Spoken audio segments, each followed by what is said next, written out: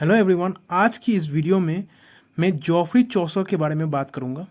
देखिए, अगर आप इंग्लिश स्टूडेंट हो, इंग्लिश लिटरेचर आपका मेन सब्जेक्ट है, तो जॉफ्री चौसर के बारे में आपको जानना बहुत ज़रूरी है। ठीक है, जैसे कि विलियम शेक्सपियर है, उनसे भी ज़्यादा फेमस जॉफ्री चौसर थे।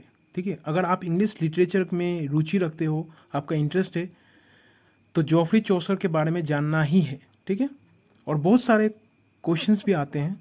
अगर आप CUET में एग्ज़ाम देने जाओगे या फिर कोई कम्पिटिटिव एग्ज़ाम में जाओगे इंग्लिश लिटरेचर के रिगार्डिंग, तो जॉफ्री चौसर का जानना बहुत ज़रूरी है। ओके, तो आइए आज जानते हैं उनसे जुड़ी हुई कुछ बातें, कुछ फैक्ट्स, कुछ ऐसे ऐसे बातें जो आप कभी पढ़े नहीं होंगे।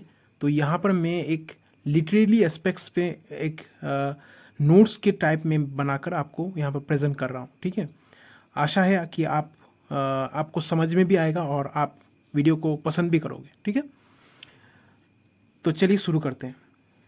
देखिए, पहला क्या है, जॉफ्री चौसर। जैसे कि आप लोग को पता है, जॉफ्री चौसर को फादर ऑफ इंग्लिश लिटरेचर कहा जाता है। ठीक है, और फादर ऑफ इंग्लिश पोइट्री भी कहा जाता है। ठीक है, बाद में आप स्क्रीनशॉट ले लीजिएगा, अभी आप बस सुनते रह जाइएगा। ठीक है, फादर ऑफ इंग्लिश पोइट्री भी कहा जाता है। ये जो father of English poetry basically John Dryden ने दी थी। ठीक है, उनको टाइटल दिया गया था। ठीक है, आगे हम सब जानेंगे धीरे धीरे करके, आप बस सुनते जाइए। ठीक है, he was the greatest poet of middle English period. ये एक ग्रेट पोएट भी थे मिडिल इंग्लिश पीरियड की था। played a vital role in establishing English and respected literary language। ठीक है, उसका मास्टरपीस कैंटरबरी टेल्स, ठीक है, one of the great work कहा जा सकता है। आपके शायद सिलेबस में भी है, आगे हम जानेंगे इसके बारे में भी। इसके भी बहुत कुछ चीज़ इंपॉर्टेंट चीज़ें हैं जो मैं आगे आपको डिस्कस करूँगा। ठीक है, तो उनका सबसे ग्रेटेस्ट वर्क में से एक कैंटरबरी टेल्स कहा जाता है। ठीक है, अभी हम उनके बर्थ और फैमिली के बारे में जानेंगे थोड़ा बहुत, जो आपको लिख पाओगे आप जानना ज़रूरी है। ठीक है, उनका बर्थ हुआ था 1343। अब देखिए, 1343 ना, ये एग्जैक्ट डेट नहीं है। ठीक है, आप नेट में कहीं भी सर्च करोगे ना, तो 1343 जो है ना, ये एग्जैक्ट डेट नहीं है। ठीक है, कई जगह में 1340 है, कई जगह में 1341 है, 42 है, 43 है। तो सेफ साइड के लिए मैंने 1343 लिख के रखा हूँ। ठीक है, Geoffrey Chaucer was born around 1343 in London, England. ठीक है, यहाँ में मैंने लिखा हुआ भी है, देखिए, his exact date of birth is unknown. ठीक है, कोई नोन नहीं है, एग्जैक्ट डेट नहीं है उनका। ठीक है, मतलब इसके आसपास ही 1343 के आसपास ही उनका जन्म हुआ था। ठीक है, उनका फादर का नाम जॉन चौसर, जो कि एक वाइन मर्चेंट्स थे। ठीक है, उनका माँ एग्नेस कॉप्टन, ठीक है, केम फ्रॉम पॉस्परस लंदन फैमिली। ठीक है, एक रिच फैमिली से बिलोंग करते थे उनकी मदर भी। मतलब चौसर जो थे ना, जॉफ्री चौसर एक वेल्दी फैमिली से बिलोंग करते थे, ये आप कह सकते हो। वाइन बिजनेस जो करते थे ना, जो वाइन बिजनेस पहले भी, मदिरा जो है ना, पहले भी नंबर 1 बिजनेस कहा जा सकता है। अभी भी आप देखोगे वाइन बिजनेस बहुत जोरों शोरों से चलता है ना। तो इसलिए वाइन बिजनेस जो है, वाइन रिलेटेड कुछ भी चीज़ है, मदिरा चीज़ें, तो वो चलेगा ही चलेगा। ठीक है, तो तब के ज़माने में वो मतलब रिच फैमिली से बिलोंग करते थे। ठीक है, एक इम्पॉर्टेंट चीज़ याद रखिएगा, चौसर जो है ना, उनका जो सरनेम है चौसर, जॉफ्री चौसर, वो फ्रेंच वर्ड से लिया गया है। ठीक है, फ्रेंच वर्ड से आया था उनका चौसर, उसे चौसर कहा था। और चौसर भी कहा जाता है। उसका मतलब है शू मेकर्स। ठीक है, मतलब बहुत लोग का ये मतलब सोच था कि चौसर बिलोंग करता था शू मेकर्स फैक्ट्रीज या शू मेकर चीज़ों से वो बिलोंग करता था, लेकिन ऐसा नहीं है। जैसे कि अभी आगे हम लोग जाने थे, आगे देखे थे कि उनका फादर वाइन मर्चेंट्स थे, और फैमिली में जो उनका माँ जो था, वो काफ़ी अच्छे घर से बिलोंग करते थे, काफ़ी रिच फैमिली से बिलोंग करते थे। तो शू मेकिंग उनका नहीं था। बस चौसर जो था ना, चौसर जो सरनेम था, उनका जो सरनेम है वो शू मेकर्स को वो रिलेट करते थे, ठीक है। मतलब यहाँ में आप पढ़ सकते हो, the surname Chaucer is believe to have come from the old French word Chaucer chaucier, ठीक है, मीनिंग शू मेकर्स। चौसर का मतलब फ्रेंच वर्ड में शू मेकर है, ठीक है। This suggest that family name may have originally been connected with shoe making trade, ठीक है। समझ रहे होंगे जो मैंने बताया वही चीज़ यहाँ पर। अब आगे चलते हैं। But there is no evidence, देखिए there is no evidence that Chaucer parents were shoe maker, okay. अच्छा, अभी हम देखते हैं उनका एजुकेशन, ठीक है।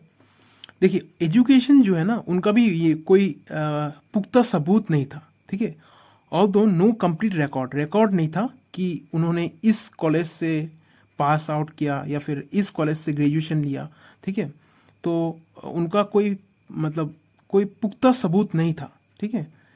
ऑल्दो वो जानते थे मिडिल इंग्लिश जानते थे, फ्रेंच जानते थे, देखिए, ठीक है, लैटिन जानते थे। कितना हार्ड जो वर्ड है, जो हार्ड जो क्या बोलते हैं लैंग्वेज, जैसे लैंग्वेज है ना, French language, Latin language, Italian, ये सब बहुत हार्ड लैंग्वेज है, ठीक है। भले आप नहीं जानते हो लेकिन वो जानते थे, ठीक है।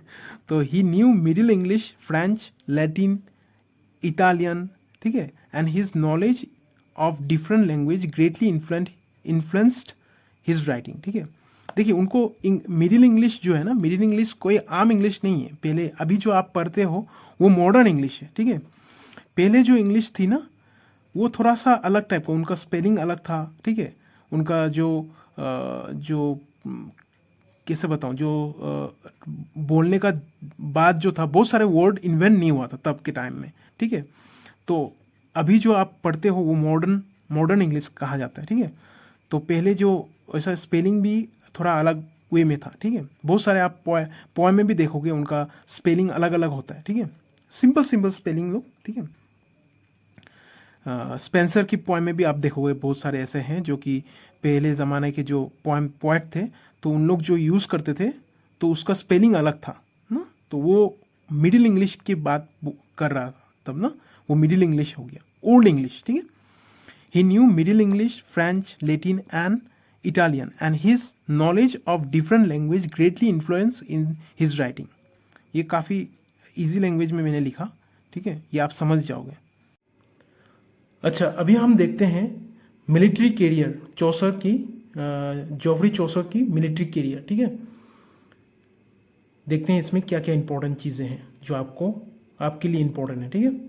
During the early years of 100 years of war, king Edward III, okay, यहाँ पर एक चीज़ दिया गया है 100 ईयर्स ऑफ वॉर। एक रुकिए, पेज एक ले लेता हूँ, ठीक है, आपको समझाने के लिए।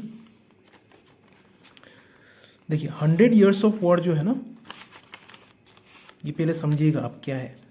100 ईयर्स ऑफ वॉर जो होता है ना, जैसे कि 100 ईयर्स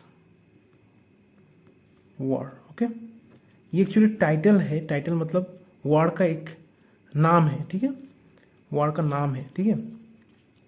तो ये क्या है, ये बेसिकली एक वॉर हुआ था बिटवीन इंग्लैंड, इंपॉर्टेंट चीज़ है, समझ जाइएगा, याद रखिएगा, ठीक है। इंग्लैंड वर्सेस दो कंट्री के बीच हुआ था, इंग्लैंड एंड फ्रांस के बीच, ठीक है। और तो और इनका जो आपका जो डेट है ना, जो डेट है 1337 से लेके 1453 तक चला, ठीक है। और टोटल यहाँ में 116 ईयर्स तक चला, ठीक है। ये जो वॉर है ना, फिर भी इसे 100 ईयर्स ऑफ वॉर कहा जाता है, ठीक है। ये सब इंपॉर्टेंट चीज़ है, याद रखिएगा, कॉम्पिटिटिव एग्जाम के लिए बहुत इंपॉर्टेंट है, ठीक है। 116 ईयर्स तक चला, लेकिन फिर भी इसका नाम 100 ईयर्स ऑफ वॉर कहा जाता है। बिटवीन दो देशों के बीच हुआ, इंग्लैंड एंड फ्रांस के बीच, ठीक है। यहाँ पर है ना चौसर और किंग एडवर्ड थर्ड का बेटे लियोनेल, ठीक है, दोनों जैसे कि उन लोग इंग्लैंड के थे ना, तो दोनों इंग्लिश आर्मी के साथ में थे, साथ देते थे, ठीक है। तब क्या हो ना, फ्रेंच आर्मी जो है ना, फ्रेंच आर्मी चौसर को उठाकर लेके चले जाते हैं, ठीक है। और किंग एडवर्ड जो है ना, किंग एडवर्ड जो है ना, उसे 16 पाउंड से उनको छुड़ा लेते हैं, ठीक है। 16 पाउंड से, याद रखिएगा। अभी मैं जब डेफिनेशन बताऊंगा इस पे पैराग्राफ में, आपको समझ में आ जाएगा, ठीक है। तो अभी देखते हैं हम लोग क्या क्या लिखा है यहाँ पर। ये इंपॉर्टेंट है, ये आपको समझ में आया होगा 100 ईयर्स ऑफ वॉर। अभी हम देखेंगे, चलिए अभी क्या है देखिए। During early years of 100 years of war, king Edward third invaded France, ठीक है। Chaucer travel with Lionel duke of Clarence as a part of English army, ठीक है। Chaucer travel with Lionel, okay, duke of Clarence as a part of English army, जैसे कि वो England में थे, England उनका मतलब होम टाउन था ना, इंग्लैंड में जन्म हुआ था ना, तो इंग्लिश आर्मी ना, इंग्लिश आर्मी के साथ दिए थे, ठीक है। इन 1360, ये मोस्ट इंपॉर्टेंट चीज़ है, in 1360 Chaucer was captured by the French during the war में फ्रेंच कैप्चर कर लिया थे चौसर को। King Edward third paid pound, इन ये पाउंड का सिंबल है, ठीक है, pound 16 pound as his ransom, ठीक है, उनको छुड़ाने के लिए रैंसम जो होता है ना। एंड चौसर वॉज रिलीज्ड, ठीक है। This shows that he was already considered valuable to the English crown, ठीक है। ये चीज़ आपको समझ में आ गया कि चौसर एक जाना माना और वैल्यूएबल इंग्लिश क्राउन के लिए थे, ठीक है। और किंग एडवर्ड उन्हें बहुत पसंद करते थे, ठीक है, चौसर को, तो इसलिए $16 पाउंड, सॉरी डॉलर नहीं, पाउंड, ठीक है। उस ज़माने में 16 पाउंड मतलब बहुत अच्छी खासी रकम थी, ठीक है। अभी आपको 16 पाउंड का इतना कम वैल्यू होगा, लेकिन पहले ज़माने में ज़्यादा था, ठीक है। आगे चलते हैं, आगे इंपॉर्टेंट क्या है देखते हैं, चलिए। गवर्नमेंट सर्विस, ठीक है, अभी देखिएगा क्या क्या है। After returning from France, okay, Chaucer worked in several important government positions. He served as courtier, diplomat, custom officer and member of parliament. कितने कितने जगह में थे देखिए, कितना काबिल इंसान थे देखिए। Courtier, diplomats, custom officer, member of parliament, ठीक है। His travel to France and Italy expose him to Europe literature which greatly influence his poetry, ठीक है। वो ट्रैवल किए थे फ्रांस, इटली, वो इन्फ्लुएंस हुआ था उनकी राइटिंग में, ठीक है। अभी मोस्ट इंपॉर्टेंट चीज़ क्या है ना, चौसर को ना फादर ऑफ इंग्लिश लिटरेचर क्यों कहा जाता है, ठीक है। पहले समझ लीजिए क्या है, मैं आपको हिंदी में समझा देता हूँ। चौसर जो है ना, जब चौसर का टाइम चल रहा था, जब चौसर पीरियड चल रहा था ना, तो चौसर के टाइम में ना जितने भी स्कॉलर थे, जितने भी राइटर्स थे, ठीक है, जितने भी लेखक थे ना, वो सब लैटिन में लिखते थे, लैटिन भाषा में लिखते थे, ठीक है, ग्रीक भाषा में लिखते थे, फ्रेंच में लिखते थे। तो गिने चुने लोग ही पढ़ पाते थे, जो लैटिन, फ्रेंच या ग्रीक पढ़ पाते थे ना, वही लोग पढ़ पाते थे। तो ऑर्डिनरी पीपल के लिए बहुत कम ऑप्शंस था कि उन लोग पढ़ पाएंगे, ठीक है। तो चौसर उस टाइम को मिडिल इंग्लिश में लिखना शुरू किए थे, ठीक है। जब मिडिल इंग्लिश में शुरू किया, इंग्लिश में लिखना शुरू किया ना, तब ज़्यादा से ज़्यादा लोग पढ़ पाते थे, ठीक है, ज़्यादा से, क्योंकि ये कॉमन लैंग्वेज हो गया उन लोगों का और डे टू डे लाइफ में यूज़ हो रहा है ना, तो वो ज़्यादा से ज़्यादा लोग पढ़ पाते थे, ठीक है। तो इसी वजह से उनको ज़्यादा फेम मिला, ठीक है, एट दैट टाइम, ठीक है। और बहुत कम लोग हैं जो तब इंग्लिश लिख पाते थे। चौसर एक ही थे जो लिखे भी थे और पॉपुलर भी हुए थे, ठीक है। अभी हम देखते हैं यहाँ में क्या लिखा है। At time when most scholar wrote in Latin, ठीक है, at a time when most scholar wrote in Latin और फ्रेंच, ग्रीक में भी लिखते थे, ठीक है। Chaucer chose to write in Middle English, ठीक है। मिडिल इंग्लिश, देखिए मिडिल इंग्लिश अभी जो आप पढ़ रहे हो ना मॉडर्न इंग्लिश है, ठीक है। मिडिल इंग्लिश पहले थे, वहाँ के स्पेलिंग वेलिंग में बताया था अभी थोड़ा पहले, ठीक है, वही चीज़ है, ठीक है। मिडिल इंग्लिश में लिखे थे। This made literature accessible to ordinary English speaking people and help establish English as a major literary language. देखें, समझ रहे हैं ना, ठीक है। इसी वजह से उनको फेम हो गया, उनको इंग्लिश जैसे ही लिखना शुरू किए, वो इंग्लिश में अपना वर्क दिखाना शुरू किया तो वो ज़्यादा फेमस हो गया, ठीक है। अभी आगे देखिए, the famous poet John Dryden, one of the most important poet है, ठीक है। तो फेमस पोएट, ठीक है, ये भी पोएट थे, जॉन ड्राइडन, ठीक है। Called Chaucer as a father of English poetry, important है ये भी, ठीक है, बहुत बार पूछा जाता है कम्पिटिटिव एग्जाम में। फादर ऑफ इंग्लिश पोएट्री चौसर को किसने कहा था? जॉन ड्राइडन, ठीक है, एमसीक्यू में आता है, ठीक है। उसके बाद ग्रीक मैथ्यू आर्नोल्ड, ठीक है, ये ग्रीक बोलते हैं, क्रिटिक थे, ठीक है, ग्रीक नहीं, sorry, the critic Matthew Arnold praises Chaucer by saying with him is born, with him मतलब चौसर को कहा, with him is born our real poetry, okay. अब आगे देखते हैं। अभी हम लोग आ गए हैं मोस्ट इंपॉर्टेंट लिटरेरी वर्क, ये बहुत इंपॉर्टेंट है, ये सब चीज़ जान जाइए, मैं अरेंज करके लिखा हूँ यहाँ पर, ठीक है, जो कि मोस्ट इंपॉर्टेंट लिटरेरी वर्क क्या क्या है उनका देखिए। सबसे पहले है द बुक ऑफ डचेस, ठीक है, ये चौसर का सबसे मेजर फर्स्ट मेजर वर्क में से एक है, फर्स्ट वर्क, ठीक है। ये इसमें भी पूछा जाता है, जैसे कि पहला वर्क कौन सा था? द बुक ऑफ डचेस, ये कब लिखे थे? 1368 to 69, ठीक है। चौसर फर्स्ट मेजर वर्क जैसा लिखा है, written in the memory of Blanche duchess of Lancaster, ठीक है। आगे चलते हैं। द हाउस ऑफ फेम, ये सेकंड इंपॉर्टेंट पोएम है, ठीक है। इसका मेन थीम अबाउट क्या क्या है? Fame, reputations, uncertainty of human achievement, okay. Third है the Parliament of Fowl, one of the Chaucer most famous early poem associated with theme of love and often linked with Valentine Day, okay, Valentine's Day, okay।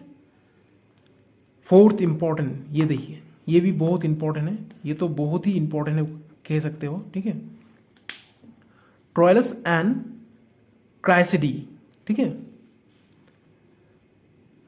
इसका pronunciation Troilus and क्राइसिडी, ठीक है, क्राइसईड की कहते हैं, क्राइसिडी कहते हैं, मैं यहाँ पर क्राइसईड कहता हूँ, ठीक है, क्राइसईड, ट्रोइलस एंड क्राइसईड, ओके, ठीक है।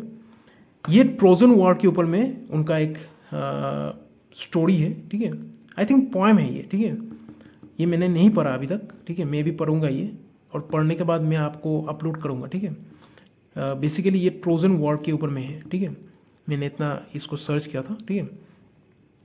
चलिए आगे चलते हैं, और दो, ठीक है, अभी तो इम्पोर्टेंट नहीं है, आपके सिलेबस में भी शायद नहीं है, ठीक है, फिर भी सिलेबस में जो है वो ही पढ़ना ज़रूरी नहीं है। कई बार आप कुछ चीज़ उनका राइटिंग स्टाइल देखोगे ना तो बहुत अमेज हो जाओगे आप। एक आपका सिलेबस में है कंटेम्प्रेरी टेल्स, ठीक है, इसके बारे में भी आते हैं। उसके बाद देखिए legends of good women, the legend of good women, यहाँ है ना, यहाँ उन्होंने एक हीरोइक कपलेट का इंट्रोड्यूस किया गया है, और यहाँ में एक चीज़ मैंने मेंशन नहीं किया, ये भी जान लीजिएगा, हीरोइक कपलेट जो है ना, हीरोइक कपलेट चौसर ने बनाया था सबसे पहले, ठीक है, और चौसर ने यूज़ किया था सबसे पहले, और ये इस पर यूज़ किया था, ये स्टोरी में किया था, ठीक है। द लेजेंड्स ऑफ, ये पोएम नहीं है, ये स्टोरी है, ठीक है, the legends of good women, ठीक है, the legends of good women, okay. Six important, ये तो सबसे इंपॉर्टेंट है। अब ये सब तो याद रखेंगे ही, ये भी याद रखिए, ये सबसे इंपॉर्टेंट वर्ड में से एक है, द कंटेम्प्रेरी टेल्स, ठीक है, okay, the contemporary tales, okay, इनका डेट एक बार देख लीजिएगा, 1387 एंड 1400, ठीक है। ये क्यों इंपॉर्टेंट है, ये लास्ट उनका वर्क था, उसके बाद वो निधन हो गए थे, ठीक है। Chaucer great and most important work, most famous work, ठीक है। ये जो चौसर का most famous work Canterbury Tales, okay, written in the Middle English, ठीक है, contain 24 complete tales told by what, pilgrims travelling. Pilgrims मतलब तो जानते ही हैं, ट्रेवलर्स ना, जो मंदिर ये सब मस्जिद में जाते हैं ना, ट्रेवलर्स, ठीक है। Told by pilgrim traveller by to contemporary tales, ठीक है। और क्या क्या चीज़ है इनके बारे में, याद रखिए 24 कंप्लीट टेल्स लिखे थे, ठीक है। 24 एक्चुअली 24 उनका प्लान नहीं था 24 लिखना, ठीक है। 24 लिखकर उनका निधन हो गए थे। एक्चुअली उनका प्लान था 120 टेल्स लिखना, ठीक है। उनका मकसद था 120 टेल्स लिखना, 120 टेल्स, ठीक है, 120 टेल्स लिखना। बट वो उनका डेथ हो गया था, ठीक है, 1400 समथिंग, 1400 पीरियड में डेथ हो गया था, ठीक है, 25 अक्टूबर ऐसा को, ठीक है। आगे हम जानेंगे, ऐसे में डेथ हो गया। तो ये एक इनकम्प्लीट पोएम भी, इनकम्प्लीट टेल्स भी बोल सकते हो, इनकम्प्लीट वर्क भी बोल सकते हो आपको ना। ये फ्रेगमेंट में डिवाइड करके रखा था, एक एक स्टोरी ना का, ठीक है। कंसिस्ट अबाउट 17,000 लाइन्स, ठीक है, remain unfinished at the time of Chaucer death, ठीक है। ये अनफिनिश्ड वर्क भी कहा जाता है, याद रखिएगा। अनफिनिश्ड वर्क कौन सा है, कंटेम्पररी टेल्स, ठीक है। क्यों है, क्योंकि उनका मकसद था 120 टेल्स लिखना, लेकिन नहीं होगा ना। Give a realistic picture of medieval English society, okay. उनका डेथ कब हुआ था ये देख लेते हैं। Geoffrey Chaucer died on 25 October, जैसे कि मैंने बताया 25 अक्टूबर 1400, ठीक है, and was buried in a Westminster Abbey, London. He became, ये भी वन ऑफ द इम्पॉर्टेंट चीज़ है, ठीक है, कहाँ में ब्यूरिड किया गया, उनको कहाँ दफनाया गया, ठीक है। He became the first writer to be buried in Poets' Corner, ठीक है। ये भी बहुत इंपॉर्टेंट है, पहला राइटर जो पॉइंट्स कॉर्नर में दफनाया गया, ठीक है। जो चीज़ मैं यहाँ छोड़ दिया हूँ, ठीक है, एक चीज़ छोड़ दिया हूँ, हीरोइक कपलेट। हीरोइक कपलेट क्या होता है मैं थोड़ा सा बता देता हूँ। हीरोइक कपलेट एक्चुअली ये बहुत बड़ा चीज़ है, लेकिन मैं छोटा सा आपको बता देता हूँ ये क्या है। अनराइम्ड जो होता है ना, अनराइम्ड 2 कपलेट को यूज़ करके किया गया है, ठीक है। तो ज़्यादातर ये अलेक्जेंडर पॉप भी यूज़ किए थे आफ्टर चौसर यूज़ करने के बाद, ठीक है। तो उनका एक पोएम था अलेक्जेंडर पॉप का, बेलिंडा ना क्या नाम था, मैं भूल गया हूँ उसका नाम का, ठीक है ना। हीरोइक कपलेट जो है ना, ये अनराइम्ड 2 कपलेट है, ठीक है। आयम्बिक पेंटामीटर में लिखा जाता है, ठीक है। इसको अभी मैं एक्सप्लेन करूँगा, खाली फिली ये पूरा लंबा आप समझ जाइएगा कि उन्होंने इंट्रोड्यूस किया, ठीक है।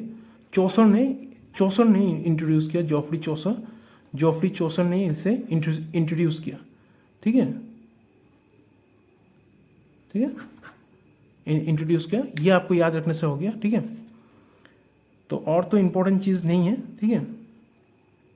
आशा करता हूँ ये चीज़ आपको, ये जो ओवरऑल मैंने जितना आपको बताया वो आपके काम का हो, और काम का है एक्चुअली। अगर आप जॉफरी चौसर के बारे में पढ़ते हो तो ये सब चीज़ आपको ध्यान रखना ज़रूरी है, ठीक है। ओके, तब तो यहीं तक रखते हैं। नेक्स्ट वीडियो में एक नई ऑथर के साथ मैं आपको इंट्रोड्यूस कराऊंगा, या फिर नए ऑथर के साथ आपको एक इम्पॉर्टेंट चीज़ें लेके आऊँगा, ठीक है। Good bye.